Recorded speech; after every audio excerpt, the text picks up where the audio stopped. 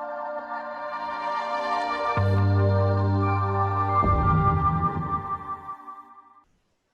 internautes, chers participants, bonjour. Nous sommes déjà à notre 10e session de hygiène métier et nous recevons ce jour M. Youssouf Karius qui interviendra sur le thème COVID-19, stratégie financière d'après-crise. Alors, avant de lui passer la parole, je vous le présente brièvement. M. Karius est économiste et financier chevronné et il est diplômé de l'École d'économie de Toulouse. Il a plus de 15 ans d'expérience au niveau national et international. Il a entre autres travaillé chez Accenture et chez Bloomfield Investment. Il est depuis près de 5 ans directeur général chez Pulsar Investment, un fonds d'investissement qui est spécialisé dans la conception de véhicules financiers. Alors, M. Karius, quelle est votre stratégie financière d'après-Covid? C'est une très bonne question. On va essayer d'y répondre. Je crois que j'ai 30 minutes, c'est ça? Oui. Voilà, donc on va. Mais d'abord, avant tout, bonjour à tous. C'est vrai qu'on n'est pas là physiquement, mais c'est toujours intéressant de discuter, même par caméra interposée. Donc bonjour à tous, merci d'être là. Je ne sais pas combien vous êtes connectés, mais ce sera aussi intéressant, je pense, d'échanger. Je ne pense pas que je puisse vous servir des recettes toutes faites, mais on va essayer de répondre de façon rationnelle aux questions qui se posent. C'est des questions qui nous intéressent tous. Et l'idée pour nous, c'est de vraiment avoir une réflexion collégiale aussi. Donc, c'est intéressant pour vous aussi de participer et de poser des questions auxquelles, après la présentation, on pourra répondre. Je vais passer juste quelques instants sur des slides pour expliquer un petit peu ce que c'est que le fonds d'investissement Pulsar Capital. Alors, juste quelques slides pour expliquer notre stratégie à nous globalement. Si vous voulez, un fonds d'investissement, ça fonctionne avec plusieurs entités. Il y a une première entité qui est ici, un PCC, un Protected Cell Company, qui est vraiment le véhicule d'investissement. Et il y a ce qu'on appelle le General Partner, qui est à droite sur la présentation. À droite en haut, en fait, qui est la société qui est Pulsar Partners, qui est la société qui gère le véhicule. Donc, les investisseurs investissent dans le PCC et le General Partner a le mandat de gérer ces investissements, si vous voulez, et les orienter vers les opportunités qui sont les plus intéressantes selon notre stratégie. Nous investissons beaucoup avec Pulsar Capital Investments en immobilier, mais pas que. Donc, en dessous, on a le cœur stratégique. En dessous, Corelink, Pulsar et Eteco sont vraiment considérés comme le cœur stratégique, le nerf opérationnel en fait, de notre stratégie d'investissement. Et le petit cadran qui s'appelle Asset, alors désolé, c'est en anglais. Le petit cadran qui s'appelle Asset, en fait, ce sont véritablement les opportunités dans lesquelles nous investissons. Donc, ça nous fait un parcours de l'investissement de la partie financière qui, elle, n'est pas structurée en Côte d'Ivoire, mais plutôt à l'île Maurice. Donc, PCC, par exemple, c'est une structure juridique spécifique pour les fonds d'investissement qui existent à l'île Maurice, qui n'existe pas chez nous malheureusement, et qui permet justement d'avoir à la fois cette partie financière qui est structurée pour les investissements, et puis en dessous, véritablement, le cœur opérationnel, à la fois les éléments tangibles dans lesquels on investit et les sociétés par lesquelles ces investissements passent. Donc voilà un petit peu globalement notre stratégie d'investissement. Je ne vais pas vous embêter plus avec ça. Si vous avez des questions plus pointues peut-être sur les fonds d'investissement, on pourra y répondre plus tard. Alors, est-ce qu'on peut couper juste la présentation et venir à l'écran? Alors, donc, comme je disais, en fait, le thème qui nous est posé aujourd'hui, stratégie financière d'après-crise, c'est un thème qui est extrêmement intéressant, important, étant donné l'actualité. Maintenant, comme je vous disais, je n'ai pas la science infuse sur la question. Je pense qu'il y a connecté aussi avec nous beaucoup de professionnels du domaine et c'est une réflexion que je vais vous proposer. Mais j'aimerais bien qu'il y ait des contributions et qu'on puisse avoir des questions véritablement pour débattre et discuter ensemble après de la problématique. Alors déjà, on parle de crise. Pourquoi est-ce qu'on parle de crise?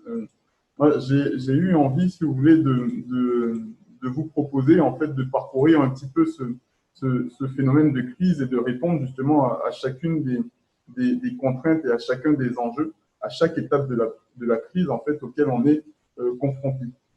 Alors la crise du Covid, c'est une crise qui va qui a été violente dès le début, qui a été violente très très tôt, très très vite. En quelques semaines déjà, dès les premières semaines de la pandémie, il y a énormément de pays qui ont fermé leurs frontières. La Côte d'Ivoire en fait partie, par exemple. Il y a eu des mesures très drastiques qui ont véritablement ralenti l'économie, et pas que les économies africaines, encore plus les économies occidentales. Les chemins logistiques ont été cassés, voire parfois quasiment rompus. Et donc forcément, l'impact a été très rapidement violent. Violent déjà à court terme. Comment?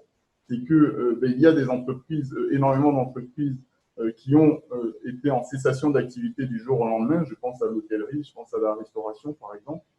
Donc, naturellement, à très court terme déjà, c'est des entreprises qui potentiellement sont peut-être la clé aujourd'hui, peut-être la clé sous la porte. Donc, il y a d'abord ce phénomène court terme, beaucoup de chômage, parfois des activités très partielles, des flux de trésorerie rendus difficiles, des tensions de trésorerie extrêmes. Donc, il y a déjà ceux qui sont en situation de quasi-cessation de paiement, parfois même de liquidation. Il y a ceux qui sont en mode survie, donc pendant le début de ce confinement. Et puis, il y a ce qu'on ne voit peut-être même pas encore, c'est les relents de cette crise-là à plus long terme. La crise, quand il y a un arrêt d'activité et que l'activité repart, c'est l'aspect conjoncturel de la crise. Ça, c'est quelque chose de momentané dans le temps. Dès lors qu'on déconfine, l'activité peut reprendre. Maintenant, il y a les phénomènes qui vont être, eux, des phénomènes plus structurels, donc à plus long terme. C'est ce qui va faire perdurer la crise dans le temps. Et là, aujourd'hui, on commence à se rendre compte qu'effectivement, il y a des entreprises, maintenant qu'on déconfine, qui n'auront plus les moyens de relancer leur activité en réalité. Donc, ils sont véritablement dans une situation où elles sont, malgré le déconfinement, encore en train de mourir. Pour beaucoup de raisons, pour des raisons commerciales, pour des raisons financières, pour des raisons opérationnelles, etc. Donc ça, c'est vraiment les relents à long terme. Et ce que je vous propose, c'est qu'on parcourt un petit peu les phénomènes de crise conjoncturelle à court terme, auxquels on va essayer d'apporter des solutions d'investissement adaptées, des solutions de gestion de la crise financière, de gestion de la crise, des solutions financières adaptées, et venir vraiment à la partie un petit peu plus structurelle à long terme, et voir comment est-ce qu'en tant qu'entreprise, on peut absorber déjà cette crise-là, et puis préparer l'avenir dans de meilleures conditions, pour répondre justement à notre thématique.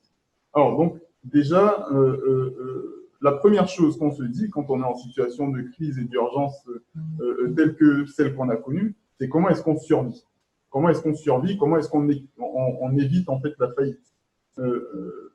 Pour moi, il y a d'abord le maintien d'outils de production. C'est-à-dire que qu'on soit industriel ou qu'on soit une société de service, par exemple, notre outil de production, si on n'est pas capable de le maintenir, ben forcément, en fait, demain, on met la clé sous la porte. Donc, en situation de stress, et je pense qu'il y a encore des entreprises qui sont dans cette situation, c'est la question, c'est comment est-ce que je fais pour ne pas que mon outil industriel, pour ne pas que mon outil de production meure. C'est-à-dire, j'ai mon capital humain à sauvegarder, donc il ne faut pas que, ben, par exemple, les tensions de trésorerie qui m'empêchent parfois de payer des salaires, j'ai peut-être dû mettre des personnes en chômage technique d'une certaine période, il faut que je puisse tout de même sécuriser ce capital humain parce que derrière, il y a de la formation dans laquelle j'ai investi il y a déjà des années, il y a une certaine organisation, il y a une hiérarchie qui a été établie, il y a un fonctionnement que je dois sauvegarder en tant qu'entrepreneur.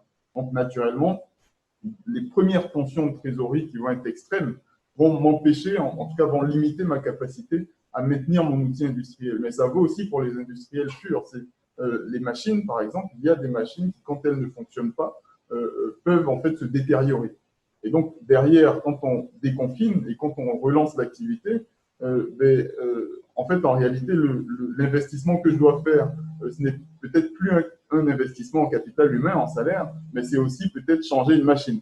Donc, ça change complètement la donne de ce que je suis capable, de ce que j'ai l'obligation de faire en termes d'investissement. Alors, donc, d'abord, comment je maintiens mon outil productif, comment je maintiens mes staffs. Moi, je pense qu'il y a, en termes de gestion, en termes de stratégie financière dans ces périodes-là de tension, il y a une chose qui est très importante, c'est d'être flexible. C'est de discuter avec ses employés pour le capital humain, de réfléchir pour tout ce qui est capital tangible, capital fixe, de réfléchir sur comment est-ce que je peux en toute flexibilité, arriver à trouver des arrangements avec les personnes, par exemple, et arriver à trouver un moyen de maintenir mon capital physique. Les personnes, par exemple, quand vous avez une force de vente, quand vous avez des commerciaux, pas que des commerciaux d'ailleurs, c'est intéressant parfois. Le chômage technique est une solution, certes. On peut avoir des conciliations avec les employés de la société pour trouver des accords, de sorte à ce qu'on n'ait pas à subir de plein pied, plein pot, en fait, la crise et voir des personnes partir d'un emploi à l'autre et perdre son capital humain. Donc, moi, ce que je propose souvent à ceux qui ont une force de vente, c'est de jouer sur le flexible. C'est de jouer sur la partie salariale qui est flexible, qui en même temps va être une incentive. C'est de dire à ses employés, écoutez, aujourd'hui, enfin, en tout cas en situation de crise, on ne pourra pas maintenir tous les salaires. On va essayer de faire en sorte qu'il y ait une partie de votre salaire qui soit considérée comme du flexible. Du flexible, pourquoi? Parce que ça permet à la fois de répartir un petit peu la charge salariale dans le temps. On peut réduire le fixe, la partie salariale qui est fixe, et puis avoir des incentives sur le futur de la société. Donc, c'est de dire à ces commerciaux, par exemple, si après la crise, vous arrivez à faire tel chiffre d'affaires, arriver à ramener tel volume de business, à ce moment-là, on remontera vos commissions, par exemple. Donc ça peut être une solution intermédiaire. Autre solution intermédiaire, ça peut être de dire, par exemple, au staff déjà disponible, de répartir le chômage technique par vague sur plusieurs équipes différentes, sur plusieurs périodes différentes. C'est plus intéressant que mettre tout le monde en chômage technique ou que garder une seule partie de l'équipe et mettre le reste en chômage technique. On peut essayer de répartir comme ça la charge salariale pour éviter d'avoir des personnes qui partent en fait en réalité. Bon, naturellement, pour tout ce qui va être, par exemple, le bureau, tout ce qui va être capital tangible, effectivement, c'est plus compliqué, mais on peut toujours négocier avec son propriétaire quand on est locataire. On peut toujours négocier avec son staff pour avoir au moins une équipe technique qui fasse tourner un minimum les machines, etc., etc. Ce qui va être aussi important, c'est le bon de commande. C'est que au moment où vous fermez, au moment où on confine, vous avez probablement une liste de bons de commande à honorer. Naturellement, quand il y a une tension de trésorerie, ça peut mettre à mal votre capacité à honorer vos bons de commande. C'est-à-dire que du jour au lendemain, la tension de trésorerie est telle qu'en réalité, vous n'êtes peut-être même plus capable de servir vos clients en réalité. Donc, quand vous êtes dans cette situation-là, c'est très important. Alors, on n'y pense pas souvent, hein, mais pour ceux qui ont une assurance professionnelle, par exemple, retournez vers votre assureur, relisez vos contrats et essayez de voir ce qui est prévu en cas de force majeure. Je sais qu'il y a de grands débats aujourd'hui avec les assureurs pour considérer que la crise du Covid est un cas de force majeure, mais on peut toujours faire appel aux assureurs, essayer de négocier et voir comment est-ce qu'on peut rebondir sur la prise en compte de ce sinistre-là, donc votre capacité à peut-être ne pas honorer vos engagements commerciaux alors que vous avez été payé parfois. Donc l'assureur peut tout à fait comprendre qu'il y a des choses à prendre en charge pour relancer la machine derrière et pas absorber cette crise-là de plein fouet. Alors donc ça, c'est vraiment pour moi les situations d'urgence. Après, en termes de stratégie financière, naturellement, la première chose à faire, c'est d'appeler son banquier. Il y en a qui ont des lignes de crédit à court terme, il y en a qui jouent sur du découvert avec la banque. Et c'est la première chose à faire, c'est d'appeler son banquier et renégocier les termes. Quand vous avez des emprunts en cours, renégocier les périodes de grâce. Essayez de négocier une nouvelle période de grâce si vous avez de la dette alors que vous êtes en cessation d'activité. Vous savez, les banquiers, c'est simple. Hein, les banquiers, ils préfèrent faire des conciliations plutôt que absorber un client qui est en plus incorporé dans une société et qui met la clé sous la porte alors qu'elle a des engagements. Donc, c'est toujours bien d'appeler son banquier et de négocier, essayer d'avoir de la souplesse. Les banquiers sont flexibles sur ces choses-là. Donc, il faut en profiter. Donc, voilà ce que j'avais à vous dire pour la partie vraiment le mode survie, entre guillemets. Alors, encore une fois, ce n'est pas une science exacte. C'est très facile de dire, quand on n'est pas nous-mêmes en situation de crise extrême, de dire qu'on va donner des conseils à ceux qui sont dans ces situations-là. mais ça donne quand même des outils et ça donne à réfléchir un petit peu sur ce qu'il est possible de faire. Mais j'espère qu'on va alimenter